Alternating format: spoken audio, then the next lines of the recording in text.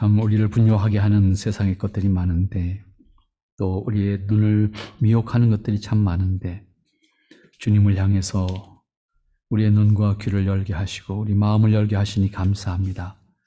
부르셔서 우리로 하여금 응답하게 하셨사오니 하나님 앞에 합한 자들로 세상을 이기게 하옵소서. 오늘도 하나님 말씀 청종하기를 원합니다.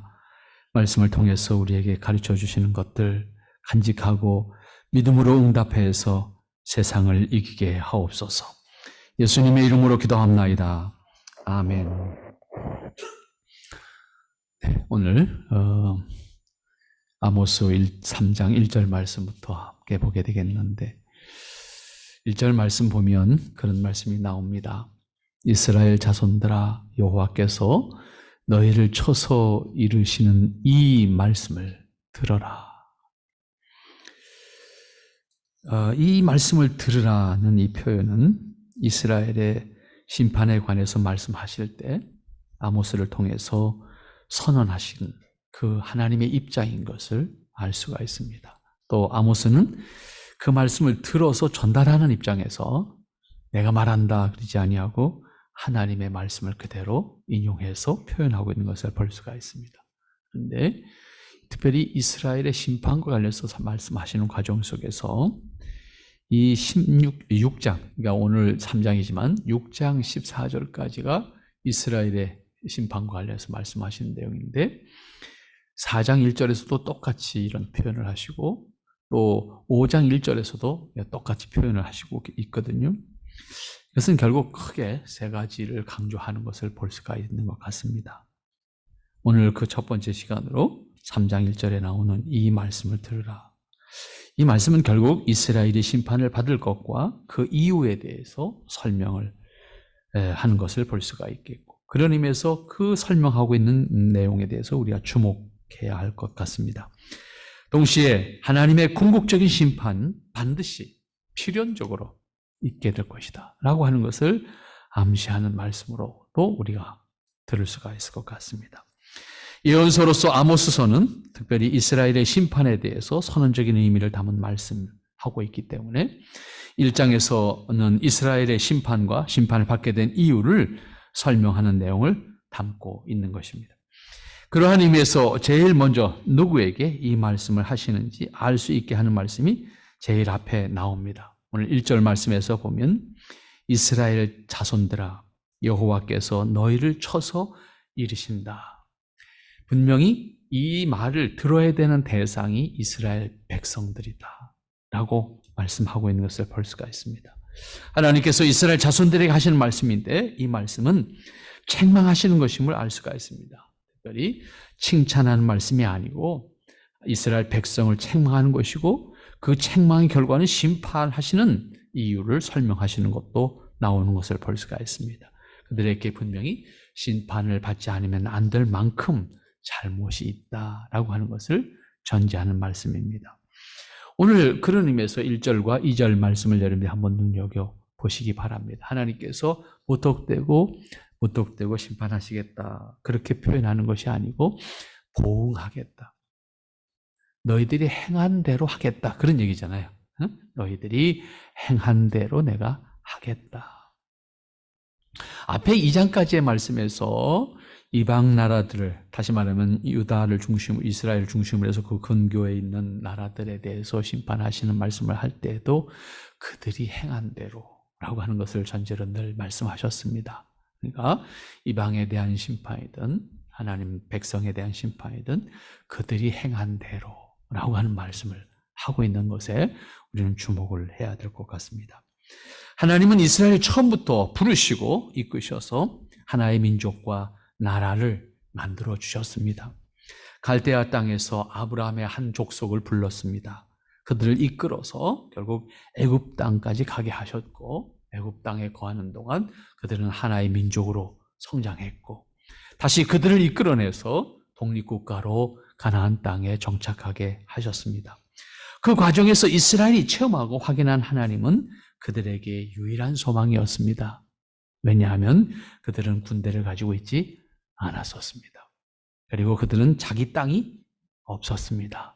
유랑민족이었습니다. 그들이 가나안 땅에 자리를 터를 잡고 나라를 세우기까지 그들이 행한 일이라고 것은 아무것도 없었습니다.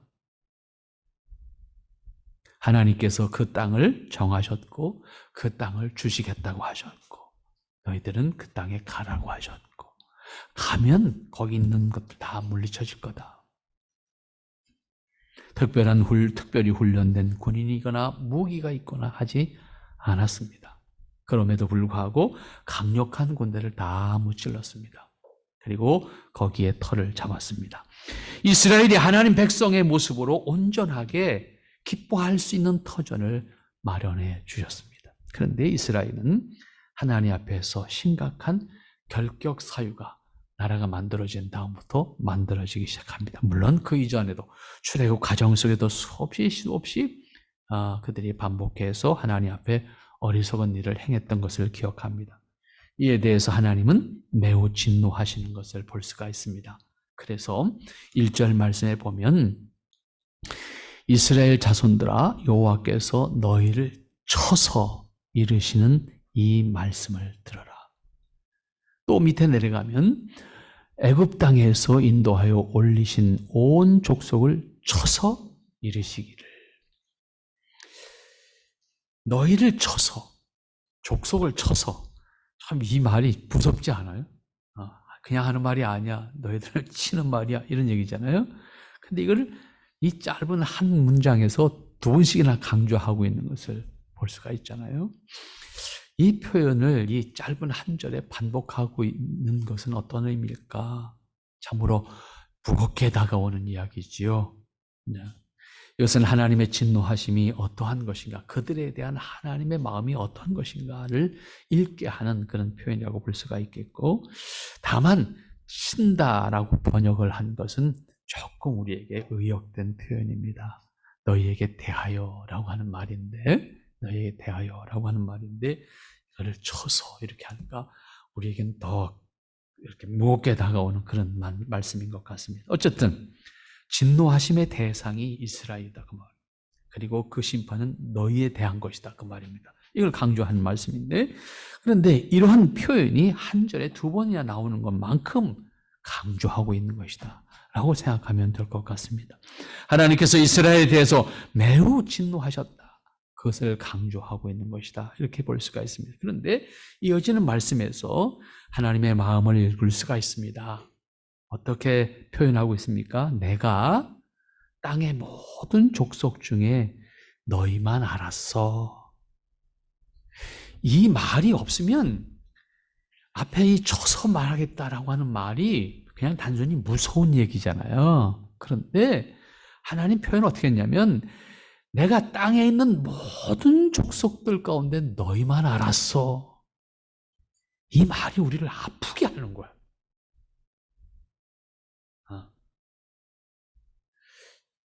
이러한 표현은 생각할수록 사실은 소름이 돋는 표현입니다. 이 땅에 많은 족속이 있는데 오직 내가 너희만 사랑했어, 이 얘기잖아요. 이게 내가 너희만 인도했어, 그 얘기잖아요. 그런데 너희들이 하는 짓이 어째 그러냐, 이 얘기잖아요. 한번 생각해 보세요. 이러한 표현을 하나님이 이스라엘에 대해서 하셨어요.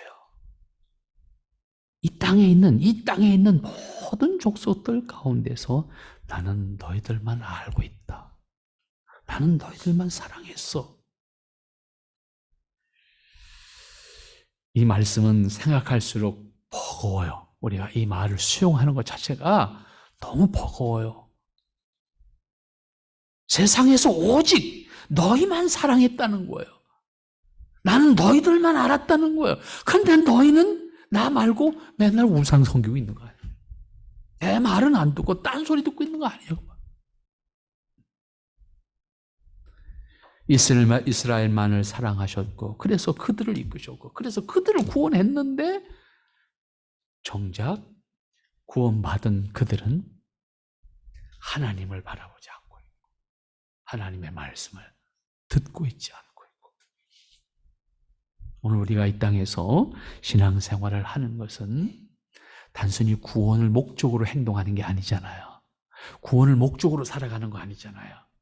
구원은 하나님의 약속과 은혜 속에서 이미 우리에게 주어진 거잖아요. 그러면 나는 여기 이스라엘 백성들에게 말씀하시는 것처럼 나는 구원받은 사람으로 지금 하나님 앞에 어떻게 살아가야 될 건가? 이게 우리에게 과제이어야 되잖아요. 근데 여전히 우리는 내가 받을 것을 위해서 열심히 산다고 생각하고 있고, 내가 구원받기 위해서 열심히 뭔가를 해야 된다고 생각하고 있고, 그 의무감으로 행동하려고 하잖아요. 이건 우리에게 문제인 거란. 하나님은 돌연 내가 너희 모든 죄악을 너희에게 보응하겠다. 너희들이 행한 것대로 나는 너희들에게 갚겠다. 이 표현이잖아요. 그렇게 사랑했고 그들을 이끌어서 한 민족으로 만드셨고 그들이 그럼에도 불구하고 그들이 하나님을 저버렸고 끝내는 하나님을 대적함으로써 그들이 행한 대로 나도 너희들에게 보응하겠다. 이렇게 말씀하십니다. 그들이 행한 죄악에 대해서 하나님은 그대로 심판하시겠다는 말씀입니다. 그들이 하나님께 행한 대로 그대로 보응하시겠다는 것입니다. 아모스는 물론이고 예언서에서 심판하실 때 공통적으로 적용되는 단어이기도 합니다. 하나님의 심판은 감정적이거나 단순한 폭력적인 것이 아닙니다. 반드시 사람들이 행한 것을 근거로 해서 그것에 상응하는 벌을 주시겠다라고 말씀하시는 겁니다. 그렇기 때문에 사람은 하나님 앞에서 변명의 여지가 없습니다. 억울하다고 할 수가 없습니다. 탄원할 수 있는 여지도 없습니다. 다만 긍휼을 구할 수밖에 없는 겁니다. 오늘 하나님 마음, 이 1절과 2절 이 말씀에서 하나님의 마음을 우리가 한번 마음에 헤아렸으면 참 좋겠다. 이 땅에서 오직 너희만 알고 있었다. 그런데 너희는 나에게 대해서 어떻게 했냐? 결국 나는 너희들이 행한 대로 보응하겠다. 그러니까 하나님께서 아모스서를 통해서 심판하실 것을 예언하실 때 단순히 하나님의 심수를 우리에게 전달하는 게 아닙니다. 우리의 행위를 깨닫게 하시는 것이고 우리가 행한 것에 대해서 보응을 하시겠다고 말씀하시는 것이거든요. 그런 의미에서 오늘 우리는 다시 한번 이 하나님의 심판은 단순히 무서움을 드러내시기 위한 것이 아니고 우리의 어리석음과 우리의 불신앙과 우리의 죄를 깨닫게 하시는 말씀이다라고 하는 것을 다시 한번 기억하면서 하나님 앞에 긍휼과 자비를 구할 수 있는 우리의 모습이 되어야 될 줄로 믿습니다. 그 다음 3절부터 6절까지의 말씀은 여러 가지 예입니다. 그 예인데 그 예가 뭐냐면 필연적인 관계를 예로 드는 거예요. 그러니까 하나님의 심판도 필연적이다 그 얘기를 하기 위해서 여러 가지 예를 드는 말씀입니다. 아모스 선지자의 예언은 이스라엘의 심판에 대해서 조금도 빈틈이 없고 봐줘야 될 이유도 없음을 분명하게 깨닫게 하는 겁니다. 이러한 표현은 역시 두려움을 더하게 합니다. 정말 심판에 대한 하나님의 뜻은 빈틈이 없다는 것을 철저하게 느끼게 하는 비유이기 때문입니다. 이 말씀을 찬찬히 읽어가면서 느끼게 되는 것은 하나님께서 단순히 기분에 따라서 진노하시거나 그가 행하고자 하는 것을 일방통행으로 우리에게 강제하는 것이 아니고 우리에게 제시한 것, 우리로 하여금 하나님이 기뻐하시도록 하셨던 것에 대해서 반한 우리의 불순종의 모습을 깨닫게 하십니다. 인내하심을 통해서 이스라엘에 대해서 심판하실 수밖에 없는 지경에 이르렀을 때 그들에게 하나님은 자신의 뜻을 드러내시는 겁니다. 그러한 의미에서 3절에서 6절까지는 하나님께서 이스라엘에 대해서 심판하실 수밖에 없는 지경에 이르렀기 때문에 반드시 심판하시겠다. 하나님의 심판은 필연적이다. 왜냐하면 하나님의 일방적으로 행하는 폭력이 아니기 때문에. 이 말은 결국 이스라엘에게 뭐가 있다? 이미 하나님 앞에 죄가 있다라고 하는 것을 전제하는 말씀입니다. 이스라엘에 대한 심판이 이유나 근거가 없는 것이 아니라 그 이유와 근거가 분명하다는 것입니다. 결코 이스라엘이 변명하거나 모면할 수 없는 죄가 있음을 전제한 말씀입니다. 일시적인 느낌이나 감정으로 이렇게 말씀하시는 것이 아니고 이스라엘이 그동안 행했던 모든 죄악을 전제할 때 그들은 반드시 심판을 받아야만 하는 상태에 있다는 것입니다. 물론 유다 백성들이 자신들이 행한 죄를 기억하거나 모두 기록해서 가지고 있는 것은 아닙니다. 그러나 하나님은 지난날 그들이 행한 모든 것을 기억하시면서 그들이 행한 대로 반드시 보응하시겠다라고 하는 선언을 하고 있습니다. 이것은 우리에게도 다르지 않습니다. 우리는 정작 우리의 행함을 모두 잊어버리고 있지만 또한 당장 눈앞에 보이는 것만을 붙들려고 하다 보면 우리가 방금 전에 했던 것조차도 잊어버리고 행동하는 것을 볼 수가 있습니다. 그렇게 행동하다 보면 내가 했던 말이, 내가 행한 행위가 어떠한 의미인지 스스로 자가당착에 빠지는 경우들이 많습니다. 그러나 그것을 생각하지 못하는 것은 내가 잡으려고 하는 것에 집중하다 보니까 그 과정 속에 자신의 실수를 생각하지 못합니다. 그 과정 속에 자신이 했던 말도 기억하지 못합니다. 당장 내게 필요한 것을 얻고 소유하거나 해결하는 것만 생각합니다. 여러분들이 뉴스에서 보면 정치인들이 매일 하는 말 들어보면 어저께 했던 말하고 다른 것 늘 하는 것 들을 수 있습니다. 의도적이든 의도적이지 않든 과거는 필요 없습니다. 지금 내가 하고 싶은 말만 하면 되는 겁니다. 내가 얻고자 하는 것만 행하면 되는 겁니다. 당장 자신이 권력을 갖고 있으니까 또한 그 앞에서 당장 반대하는 사람이 없으니까 됐다고 생각해서는 안 된다고. 시간이 지나간 다음에 그것은 반드시 정상적인 과정과 내용이 아니었다는 것 때문에 곤혹을 당하거나 비판을 받게 됩니다. 그 정도가 심하면 사법적인 책임도 져야 될 겁니다. 우리는 그렇게 쉽게 망각합니다. 무엇까지? 하나님의 은혜까지도. 하나님께서 우리에게 허락하셨던 그 은혜까지도 쉽게 망각하기 때문에 은혜로 감격하지 못하고 은혜로 만족하지 못하고 은혜로 하나님 앞에 찬송하지 못하고 늘 나는 불만만 있는 거예요. 이 땅에 살면서 불만 없는 사람이 있으면 나와보라 그랬어요. 아무도 없어요. 다 있습니다. 왜? 그게 아담 이후의 인간의 모습입니다. 누구도 예외 있을 수 없습니다. 다만 하나님 앞에서 우리가 은혜를 깨닫고 하나님의 진리를 기뻐할 수 있는 사람으로 거듭났기 때문에 그것을 살아야 되는 거예요. 하나님의 은혜를 기억하고 감격함으로 내 오늘의 현실을 극복해야 되는 거예요. 은혜로 산다라고 하는 것은 하나님의 은혜를 감격함으로 아버지의 은혜를 따라서 진리 안에서 살아가는 거예요. 우리가 그것을 기뻐하지 못한다고 하면 세상을 이길 수 있는 도리가 없습니다. 세상은 수단과 방법을 가리지 않고 목적만 달성하면 된다고 가르쳐 줍니다. 그렇지만 하나님의 사람들은 그렇게 살 수 있는 게 아니잖아요. 하나님의 사람들은 하나님의 진리를 따라서 사는 겁니다. 하나님의 창조 목적과 원리를 따라서 사는 겁니다. 은혜가 없으면 살아갈 수 있는 용기가 생기질 않아요. 하나님께서 내게 주신 모든 과정 속에서 베푸신 은혜가 없이는 하나님의 뜻을 살아갈 수가 없어요.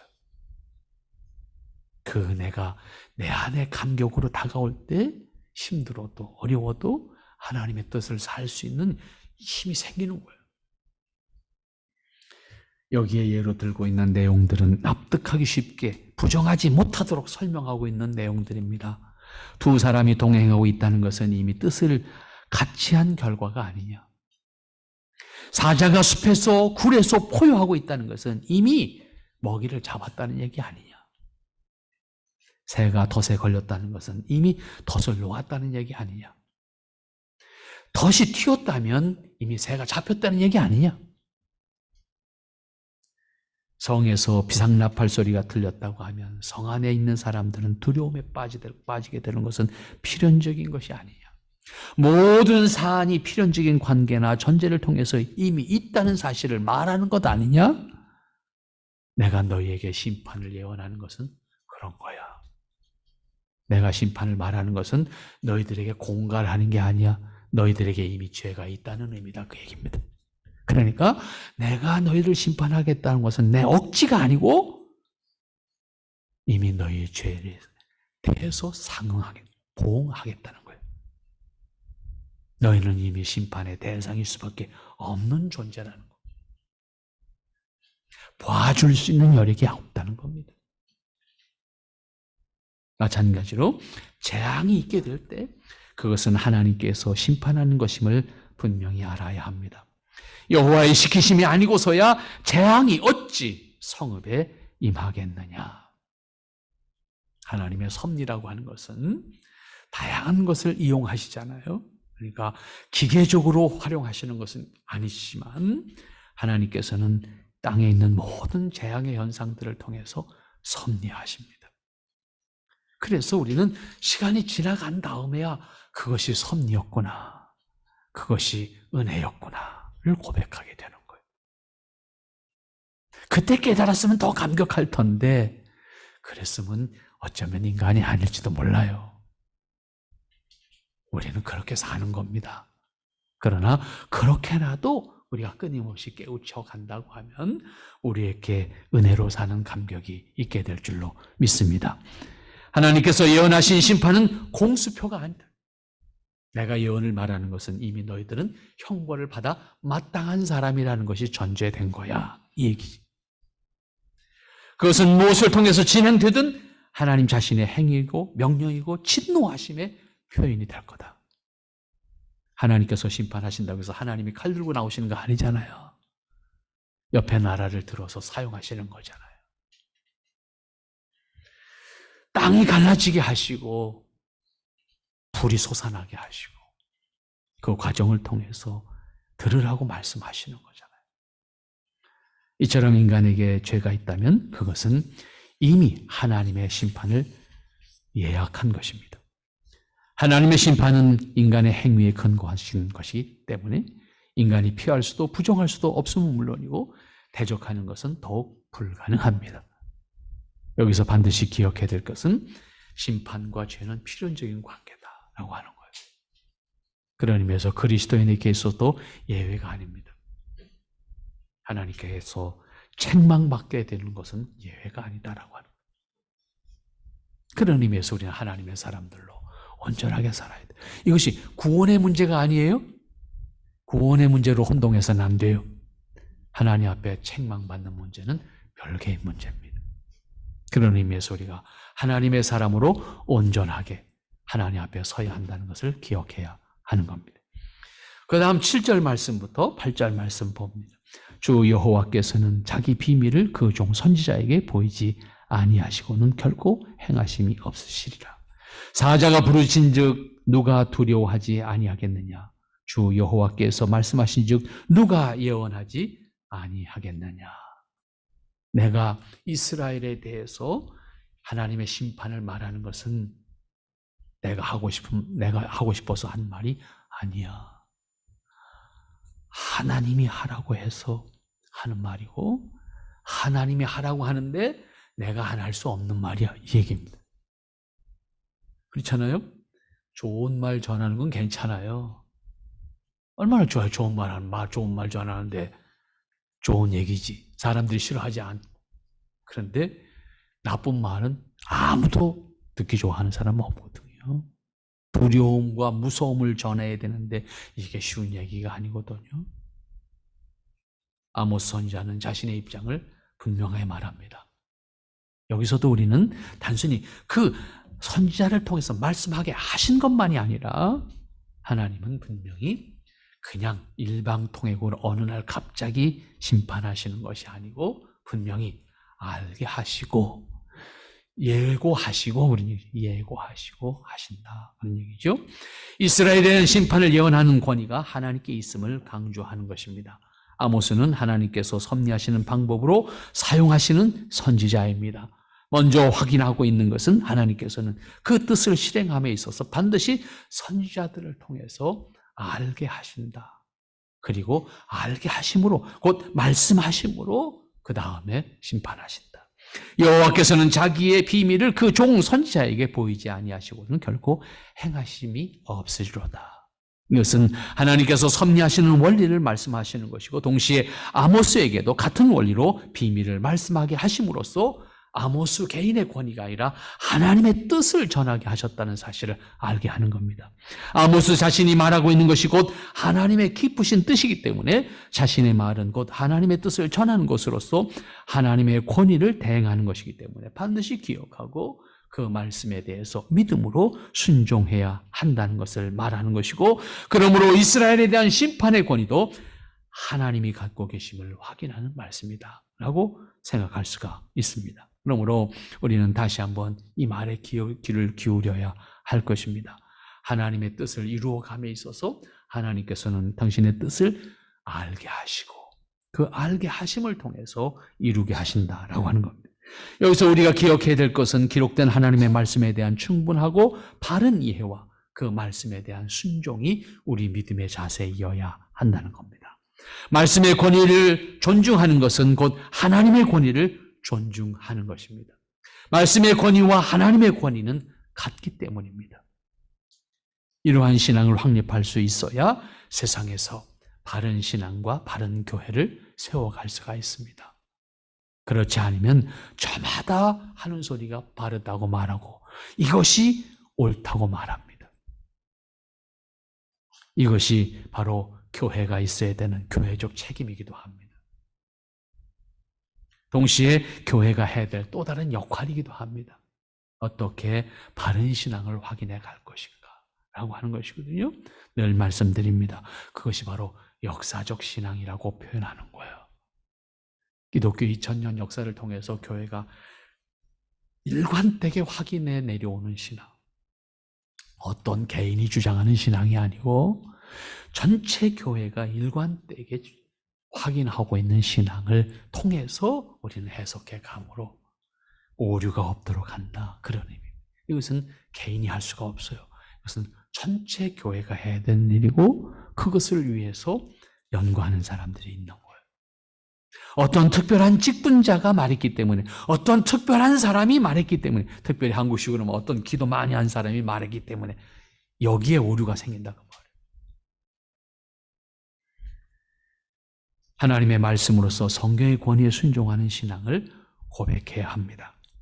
그 일의 선지자처럼 쓰임을 받는 사람은 그 직분을 감당하는 책임을 가진 사람들입니다. 그 말씀을 전하는 사람도 자신이 전한 말씀에 순종해야 합니다. 어떤 사람도 어떤 직분도 그 직분이 있기 때문에 하나님의 말씀보다 권위를 가질 수 있는 사람은 아무도 없습니다. 늘 말씀드리지만 제가 설교를 했다고 해서 설교한 말씀 외에 내가 그 위에 있는 게 아닙니다. 나도 그 말씀에 순종해야 되는 사람이다 그 말이에요. 다만 대행하는 것뿐입니다.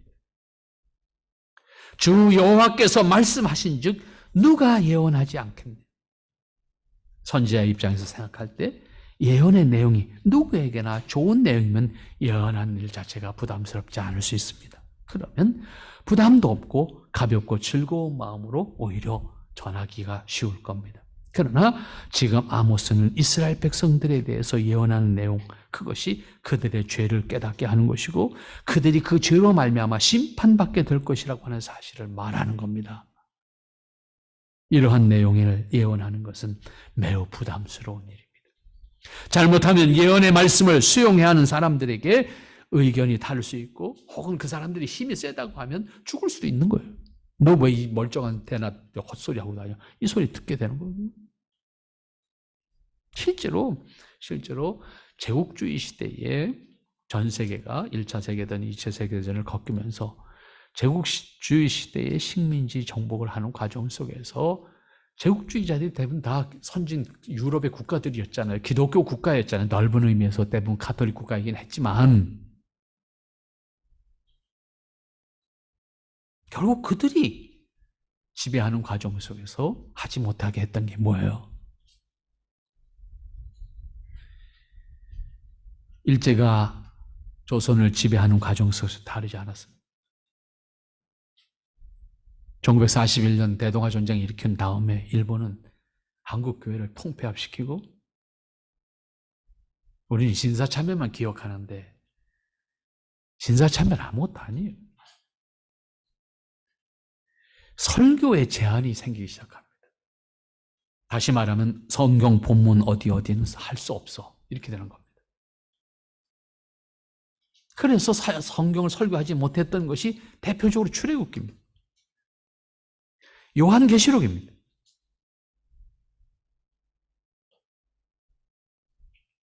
하나님을 소망할 수 없도록 하는 겁니다. 저항 정신을 가지지 못하게 하는 겁니다. 예배가 드려졌다고 해서 드려진 게 아닙니다.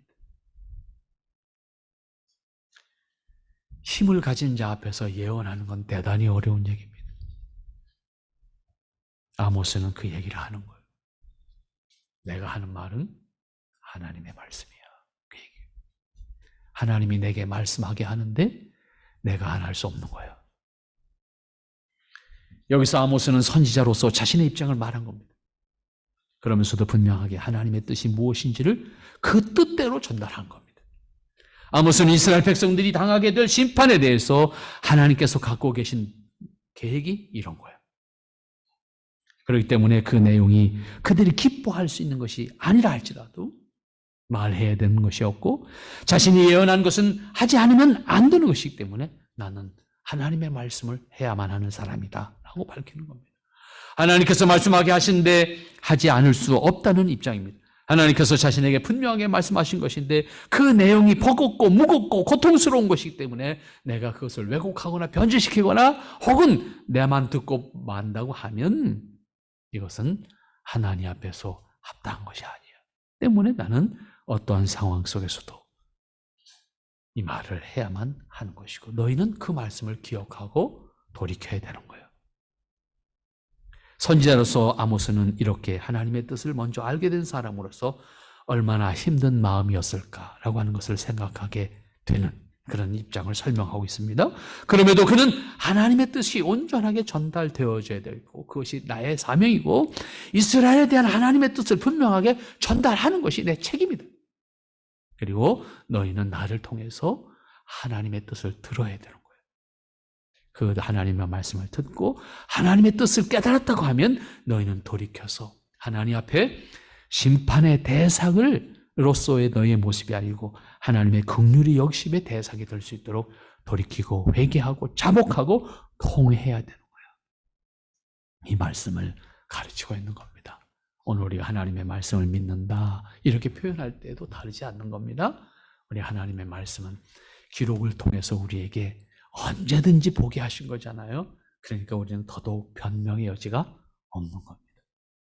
하나님의 말씀을 늘 기억하고 하나님의 말씀을 기뻐함으로 하나님 앞에 선다고 하면 우리는 자유합니다.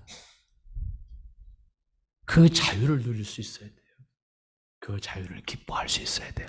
그것이 오늘 우리의 심판을 두려워하기 이전에 하나님 앞에서 진리 안에서 자유할 수 있는 우리의 모습이 복된 모습인 것을 기억하고 그렇게 승리하는 삶을 우리 함께 살아갑시다.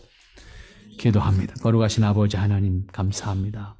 참 하나님께서 허락하신 은혜를 통해서 참으로 하나님이 기뻐하시는 뜻을 함께하게 하시니 감사합니다. 모든 지체들과 더불어서 하나님이 기뻐하시는 뜻과 은혜 안에 함께하는 모든 하나님의 자녀들이 되게 하시고 자녀된 저희들의 모습을 통해서 하나님이 기뻐하시는 아름다운 모습이 저희들에게 있도록 축복해 주시옵소서.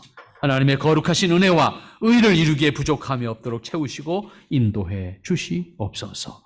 하나님의 거룩하신 사랑과 은혜를 저버리는 어리석음을 선택하지 않는 저희들 되게 하시고 하나님 말씀을 통해서 우리에게 하나님 앞에 온전히 서기를 기뻐하시는 그 모습을 간직하게 하여 주시옵시고 하나님 원하시는 아름다운 모습으로 서는 저희들 되게 하여 주시옵소서.